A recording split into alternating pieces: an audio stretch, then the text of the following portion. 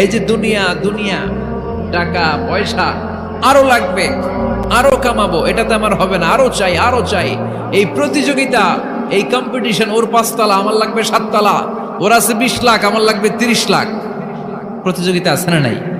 এগুলো আমাদেরকে পাগল বানিয়ে দিয়েছে, মোহাচ্ছন্ন করে ফেলেছে।